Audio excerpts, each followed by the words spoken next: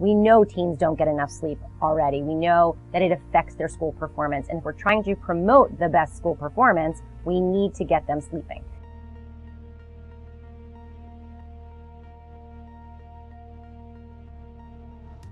Sleep hygiene is hard for everybody, but for teenagers especially, it's a real challenge.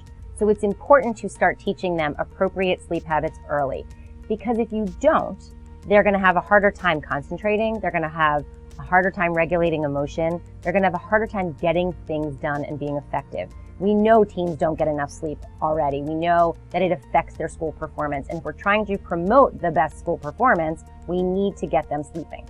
So in order to do that, take the computers out of their room at night. Have a rule that computers get shut off at a certain time. Take their cell phones away. Teens will sleep with their cell phones next to them, and their friends will be texting them to 2 and 3 in the morning. Take it away. Tell them they can have it back the next day, and you won't necessarily check it, but get all of the electronics shut off, because if they're in their room, they're going to be engaged with them and they will not sleep, impacting their morning routine, impacting their ability to focus and be participative in the day. In addition to computers and cell phones, which we always talk about, we want to think about TV usage too. And teens are watching TV late in the night or playing video games late in the night. So you want to really monitor screen time all the way around. Any screen that they may be part of, you want to be able to shut down at a certain time at night so that you can promote the best sleep.